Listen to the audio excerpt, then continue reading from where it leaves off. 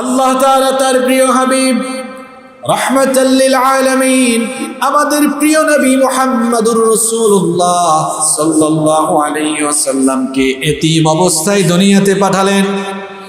তিনি যখন তার মায়ের গর্ভে ছিলেন, মায়ের গর্ভে থাকা অবস্থায় তিনি তার পিতাকে হারালেন, বাপ হারা এতিম হয়ে গেলেন।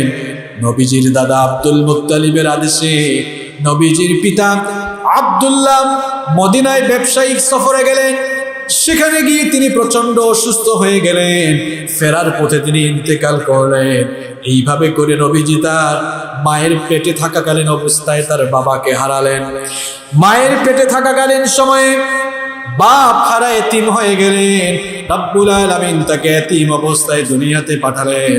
যেই দিন মা আমেনার ঘরে নবীজির জন্ম হলো, সেই সময় কিছু অলৌকিক ঘটনা ঘটে গেল।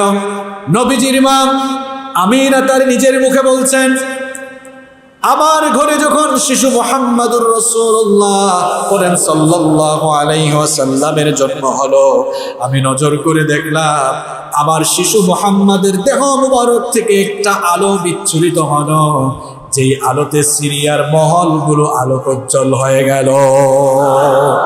নবীজির জন্মের সময় কিছু অলৌকিক ঘটনা ঘটেছে।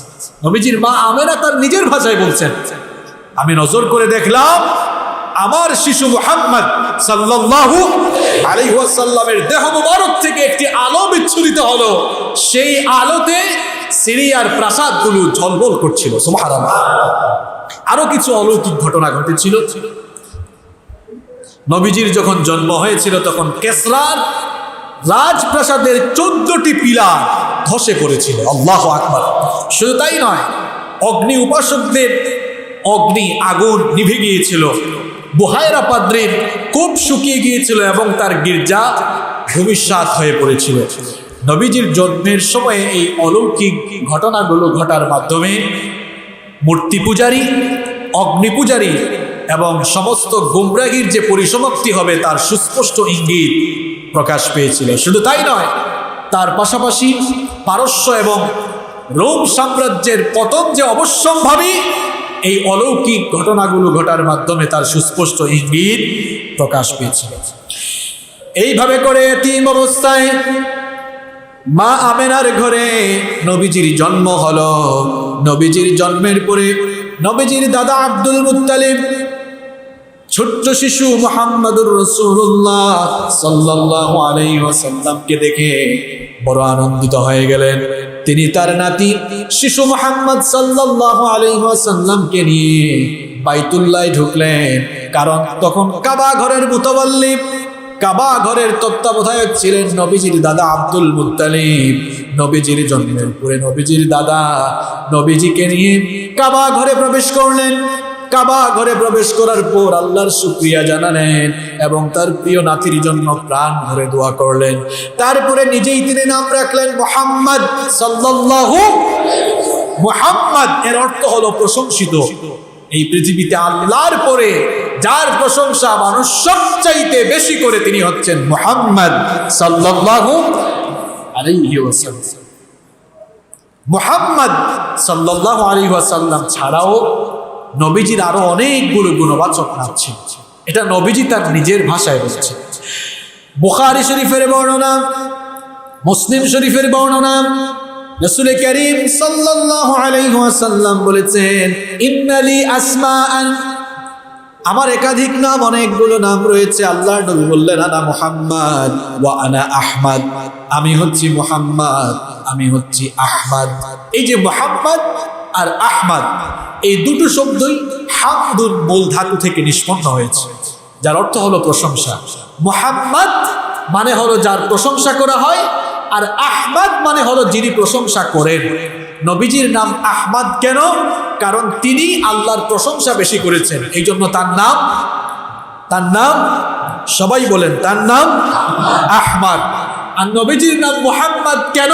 কারণ তার কথা, কাজ, তার অভ্যাস, এক কথায় তার প্রশংসা আল্লাহর পরে পৃথিবীতে সবচাইতে বেশি, এই জন্য তার নাম মুহাম্মদ সাল্লাল্লাহু আলাইহি ওয়াসাল্লাম। এই মুহাম্মদ আর আহমদ ছাড়াও নবীজির আরো অনেকগুলো নাম আছে। নবীজি বলেছেন, ওয়া আনাল মাহি, আমার নাম মাহি। মাহি তো আরবি শব্দ, এর মানে হচ্ছে নিশ্চিহ্নকারী। নবীজি বলেছেন ওয়া আনাল মাহি, আমি হচ্ছি নিশ্চিহ্নকারী, আমার নাম মাহি। কেন? নবীজি বলেছেন আল্লাযী ইয়ামহুল্লাহু বিয়াল কুফর, এই জন্য আমার নাম মাহি, কারণ আমার মাধ্যমে রব্বুল আলামিন পৃথিবীর কুফর, এই পৃথিবী থেকে কুফরকে নিশ্চিহ্ন করে দিবেন। আমার মাধ্যমে আল্লাহ তাআলা কুফরকে মিটিয়ে দিবেন, এই জন্য আমার নাম হচ্ছে আল মাহি। এগুলো মুখস্থ করে যান, এগুলো সব আমাদের নবীজির নাম, মুহাম্মদ, আহমদ। এরপরে এখন কি বললাম? আল মাহি। এরপরে নবীজি বলেছেন আমার নাম ওয়া আনাল হাশির। আল হাশির, হাশির মানে হচ্ছে জড়কারী। নবীজি বলেছেন আমার নাম হাশির, আল্লাযী ইউহশারুন নাসু আলা কদামাই। আমার নাম এই জন্য হাশির, কারণ সবার আগে রব্বুল আলামিন আমাকে কবর থেকে উঠাবেন, আমার পরেই সকল মানুষকে কবর থেকে উঠিয়ে আমার পেছনে পেছনে সবাইকে এনে হাসরের মাঠে জড়ো করা হবে, এই জন্য আমার নাম হাশির। নবীজি বলেছেন আমার নাম হচ্ছে আকিব, ওয়া আনাল আকিব আল্লাযী লাইসা বা'দাহু আহাদ, এই জন্য আমার নাম আকিব, কারণ আমার পরে এই পৃথিবীতে আর কোনো নবীর আগমন হবে না। তাহলে এই হাদিসে নবীজির 5টি নাম আমরা পেলাম, মুহাম্মদ, আহমদ, আল মাহি, আল হাশির, আল আকিব। এগুলো সব নবীজির নাম। আবার অন্য হাদিসে এসেছে, এই হাদিসটি মুসলিম শরীফে বর্ণিত হয়েছে, ওয়ান আবি মুসা আল আশআরি রাদিয়াল্লাহু আনহু قال كان رسول الله صلى الله عليه وسلم يسمي لنا نفسه أسماء। আবু মুসা আল আশআরি রাদিয়াল্লাহু আনহু হাদিসটি বর্ণনা করেছেন। তিনি বলেছেন রাসূল করিম সাল্লাল্লাহু আলাইহি ওয়াসাল্লাম একবার আমাদের সামনে তার অনেকগুলো নাম তুলে ধরলেন, তার অনেকগুলো নামের কথা আমাদেরকে জানালেন। নবীজি বললেন আনা মুহাম্মদ, আমি হচ্ছি মুহাম্মদ, ওয়া আনা আহমদ, আমি হচ্ছি আহমদ, ওয়া আনাল মুকাফফিফ, আমি হচ্ছি মুকাফফিফ। নবীজি আরো বললেন ওয়া আনাল হাশির, আমি হচ্ছি হাশির, ওয়া আনা নাবিয়্যুত তাওবাহ, আমি হচ্ছি তাওবার নবী, ওয়া আনা নাবিয়্যুর রাহমাহ, আমি হচ্ছি রহমতের নবী। আবার অন্য হাদিসে এসেছে নবীজি বলেছেন আনা নাবিয়্যুল মুলহামা, আমি হচ্ছি মালহামার নবী, অর্থাৎ আমি হচ্ছি যুদ্ধ আর জিহাদের নবী। সুবহানাল্লাহ। এই সবগুলোই নবীজির নাম যা হাদিসে বর্ণিত হয়েছে। হাদিস ছাড়াও কোরআনুল কারীমে আল্লাহ তাআলা তার নবীকে বিভিন্ন বিশেষণে বিশেষায়িত করেছেন। নবীজির অনেকগুলো সিফাতি নাম রয়েছে, যেমন নবীজির নাম হচ্ছে শাহিদ। আল্লাহ তাআলা বলেছেন ইন্না আরসালনাকা শাহিদান। নবীজির নাম হচ্ছে মুবাশশিরান, মুবাশশির। নবীজির নাম হচ্ছে মুনযির, নবীজির নাম বাশীর, নবীজির নাম নাযীর, কারণ আল্লাহ তাআলা তাকে বাশীরা ওয়া নাযীরা বানিয়েছেন। এগুলো সবই হচ্ছে নবীজির নাম। তাহলে জন্ম হলো মা আমেনার ঘরে, এতিম অবস্থায় আসলেন, নবীজির দাদা কাবা ঘরের ভেতরে গেলেন, আল্লাহর প্রশংসা জানিয়ে নবীজির নামও রাখলেন। এরপরে নবীজির লালন পালন কিভাবে হলো শোনেন। নবীজির জন্মের পরে তার মা আমেনা তাকে দুধ পান করালেন, তার পাশাপাশি আবুল আহাবের দাসী সুয়াইবা, সেও কিছুদিন নবীজিকে দুধ পান করালো। নবীজির পিতা আব্দুল্লাহর একজন মুক্ত দাসী ছিলেন, তার নাম উম্মে আইমান। এই উম্মে আইমান সেই সময় কিছুদিন নবীজির দেখাশোনা করলেন, লালন পালন করলেন। এরপরে নবীজি চলে গেলেন ধাত্রী হালিমাতুস সাদিয়ার গৃহে প্রতিপালনে। এবার তিনি চলে গেলেন। সেই সময়ে আরবের শহুরে নাগরিক যারা ছিলেন তাদের মধ্যে একটি রীতি ছিল, কোনো নবজাতক শিশু জন্ম নেওয়ার পরে শহরের রোগবালাই যেন সেই শিশুকে আক্রমণ না করে এবং সেই শিশু যেন মরুভূমির রুক্ষ এবং শুষ্ক আবহাওয়ায় শক্তিশালী হয়ে বেড়ে ওঠে। এই জন্য আরবের শহুরে নাগরিকরা জন্মের পরে ধাত্রী তালাশ করে, মরুভূমিতে থাকা ধাত্রী তালাশ করে দুধ পানের জন্য তাদের নবজাতক শিশুকে 2 বছরের জন্য ধাত্রীর কাছে দিয়ে দিতেন। নবীজির জন্মের পরেও এই একই রীতি অনুসরণ করা হলো। নবীজির জন্মের পরেও ধাত্রী হালিমাতুস সাদিয়ার কাছে নবীজিকে দুধ পানের জন্য সুপর্দ করে দেওয়া হলো। সুবহানাল্লাহ। ঘটনাটি ছিল এইরকম, তায়েফের বনু সাদ গোত্রের ছিলেন এই হালিমাতুস সাদিয়া। হালিমাতুস সাদিয়া তার নিজের ভাষায় বলছেন, তায়েফ থেকে সাদ গোত্রের, বনু সাদ গোত্রের মহিলারা মক্কা নগরীতে এসেছিল দুগ্ধ শিশু তালাশের জন্য। কারণ সেই সময় মরুভূমিতে থাকা বেদুইন নারীরা দুগ্ধ শিশু তালাশ করে নিয়ে যেত, তাদেরকে দুধ পান করাতো। তাদের উদ্দেশ্য ছিল এর মাধ্যমে তারা কিছু অর্থকরী টাকা পয়সা উপার্জন করবে। তায়েফের বনু সাদ গোত্রের মহিলারা মক্কায় আসলো দুগ্ধ শিশু তালাশের জন্য। হালিমাতুস সাদিয়া বলছেন, আমিও আমার বান্ধবীদের সাথে রওনা করলাম। কারণ সেই বছরটি ছিল দুর্ভিক্ষের বছর, চতুর্দিকে অভাব অনটন, দুর্ভিক্ষের বছর। আমি আমার স্বামীর সঙ্গে পরামর্শ করলাম, মক্কায় গিয়ে যদি আমরা কোনো দুগ্ধ শিশু তালাশ করে নিয়ে আসি, আর সেই শিশুটিকে দুধ পান করিয়ে আমরা যদি তার পরিবারের কাছ থেকে কিছু টাকা পয়সা উপার্জন করতে পারি, তাহলে এই দুর্ভিক্ষের বছরে আমরা কোন মতে চলতে পারবো। তিনি তার স্বামীর সঙ্গে পরামর্শ করে তার স্বামীকে সাথে নিয়ে তার বান্ধবীদের সাথে এবার তিনি মক্কার উদ্দেশ্যে রওনা করলেন। হালিমাতুস সাদিয়া বলছেন, দুর্ভিক্ষের কারণে আমি যে গাধার পিঠে আরোহণ করেছিলাম, আমার গাধা অত্যন্ত দুর্বল ছিল, সে ঠিক মতো চলতে পারছিল না। এই জন্য আমার সাথে আমার যে সকল বান্ধবীরা রওনা করেছিলেন, তারা আমার অনেক আগে মক্কায় পৌঁছে গেলেন।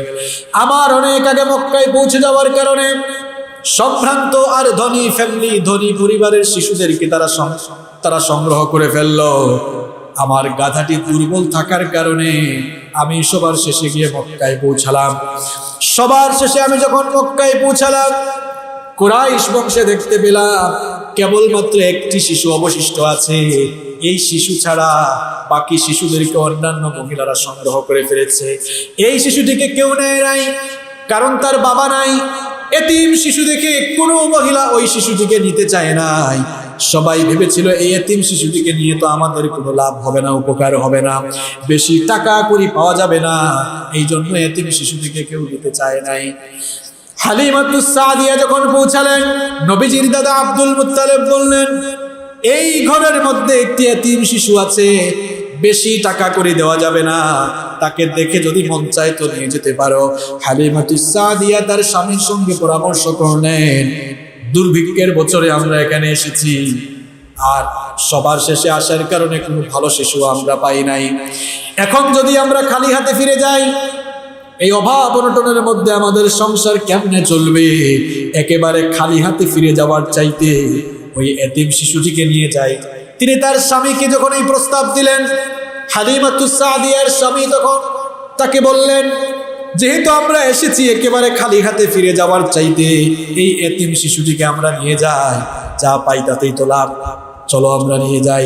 হালিমাতুস সাদিয়া বলছেন, ওই শিশুটিকে নেওয়ার জন্য আমি যখন মা আমিনার ঘরের মধ্যে প্রবেশ করি, আমি যখন মা আমিনার কোল থেকে শিশু মুহাম্মদুর রাসূলুল্লাহ সাল্লাল্লাহু আলাইহি ওয়াসাল্লামকে কুলে নিব, ঠিক তখন আমি নজর করে দেখলাম, আমার কাছে মনে হলো যেন আকাশের ওই পূর্ণিমার চাঁদ আমার কুলে এসে ধরা দিয়েছে।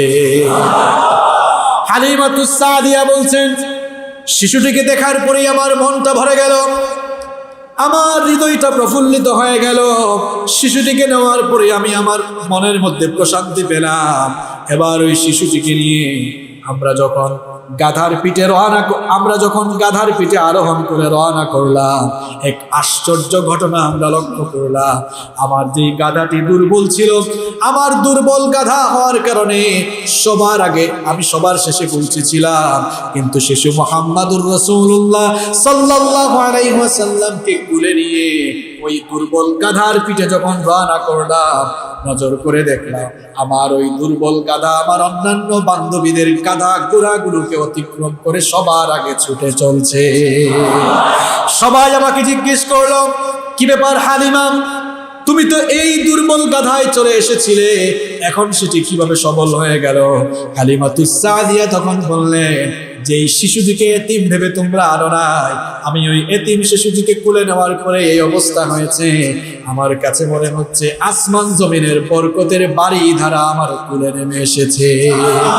হালিমাতুস সাদিয়া বলছেন, দুর্ভিক্ষের বছরের কারণে ঠিকমতো আমরা খাবার দাবার পেতাম না। এই জন্য আমার স্তনের দুধ শুকিয়ে গিয়েছিল। বাড়ি পৌঁছার পরে আমি যখন শিশু মুহাম্মদুর রাসূলুল্লাহ সাল্লাল্লাহু আলাইহি ওয়াসাল্লামকে দুধ পান করাতে যাব, হঠাৎ করে দেখলাম আমার স্তন দুধে পরিপূর্ণ হয়ে গেল। শিশু মুহাম্মদ মন ভরে তৃপ্তি সহকারে দুধ পান করলেন। হালিমাতুস সাদিয়া বললেন, তার পাশাপাশি আমার সন্তানরাও আমার বুকের দুধ পান করলো। হালিমাতুস সাদিয়া বলছেন, আমার উটনিগুলোর অলান থেকে দুধ শুকিয়ে গিয়েছিল। আমার স্বামী লক্ষ্য করে দেখলেন উটনির দুধ, উটনির স্তনগুলো, অলানগুলো দুধে পরিপূর্ণ হয়ে গিয়েছে। খেজুর গাছে লক্ষ্য করলাম খেজুর বেড়ে গিয়েছে, কুয়ার মধ্যে পানি চলে এসেছে, আবার আমাদের ফসলের মাঠে ফলন বেড়ে গিয়েছে। এত নিয়ামত পাওয়ার পরে, এত বরকত পাওয়ার পরে আমাদের আর বুঝতে বাকি রইল না এই শিশুটি আমাদের ঘরে আসার কারণে রব্বুল আলামিন বরকতের বাড়ি ধারা আমাদের উপর নাজিল করেছে। হালিমাতুস সাদিয়ার ঘরে শিশু মুহাম্মদ সাল্লাল্লাহু আলাইহি ওয়াসাল্লাম 2 বছর থাকলেন, 2 বছর দুধ পান করলেন। আর নিয়মও ছিল 2 বছর দুধ পান করানোর পরে আবার পরিবারের কাছে ফিরিয়ে দিয়ে আসতে। আচ্ছা, এত বরকত, এত নিয়ামত যে শিশুর কারণে হালিমাতুস সাদিয়ার ঘরে এসেছে, এই বরকত, এই নিয়ামতের মূল উৎসটিকে ফিরিয়ে দিতে তার কি মন চাইবে?